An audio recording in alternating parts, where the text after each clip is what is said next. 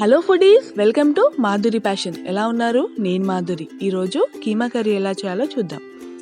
ఈ కీమా కర్రీ కోసం కావాల్సింది మటన్ మిన్స్, అంటే మటన్ని చిన్న చిన్న పీసెస్లా చేస్తే కీమా అంటారు. అండ్ మిగతాన్ని ప్రాసెస్లో చూపిస్తాను. ఇందులోకి ఉల్లిపాయ, కొత్తిమీర, మెంతం కూర, టమాటోస్ కట్ చేసి పెట్టుకున్నాను. అలాగే కీమాను కూడా బాగా వాష్ చేసి క్లీన్ చేసుకున్నాను.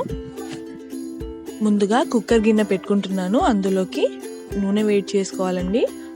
ఇలా నూనె వేడయ్యాక మిరియాలు, లవంగాలు వేసుకోవాలి. మిరియాలు కావాలంటే దంచి వేసుకోవచ్చండి, కాకపోతే ఘాటు చూసుకొని వేసుకోవాలి. ఈ మిరియాలతోటి మటన్ కర్రీ టేస్ట్ చాలా బాగుంటుంది. అందులోకి పువ్వు ఇంకా దాల్చిన చెక్క కూడా వేసుకోవాలి. మీ గరం మసాలా ఏదున్నా వేసుకోవచ్చండి. దీనిలోకి పచ్చిమిర్చి ఇంకా ఉల్లిగడ్డ వేసుకుంటున్నాను. ఇది కొంచెం వేగాక జాజికాయ వేసుకోవాలి. అది కొంచెం గ్రేట్ చేస్తే సరిపోతుంది.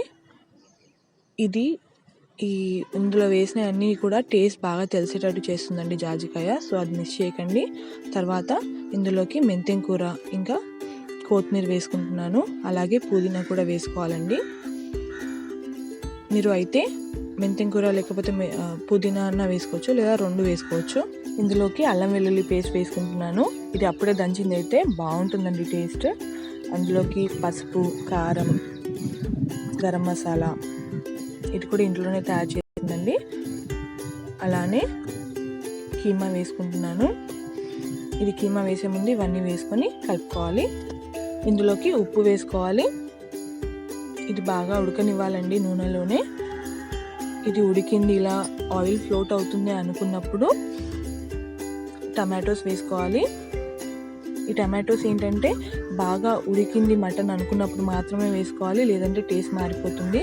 సో ఖచ్చితంగా మటన్లోకి ఎప్పుడైనా కూడా ఉడికింది అనుకున్నప్పుడు తర్వాతనే టమాటోస్ వేసుకోవాలి. ఇందులోకి కసూరి మేతి కూడా వేసుకుంటున్నానండి.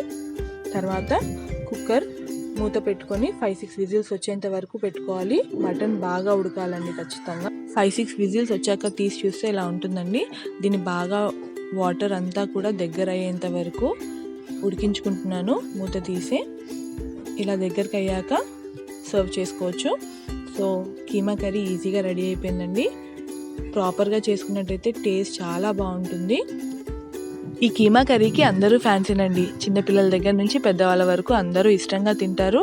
ఇది రైస్లో కానీ, చపాతీలో కానీ, బిర్యానీలో కానీ ఎందులోకైనా బాగుంటుంది. ఖచ్చితంగా ఇంట్లో ట్రై చేయండి. ఇలా నేను చెప్పినట్టు చేసినట్టయితే కీమా కర్రీ చాలా బాగుంటుంది.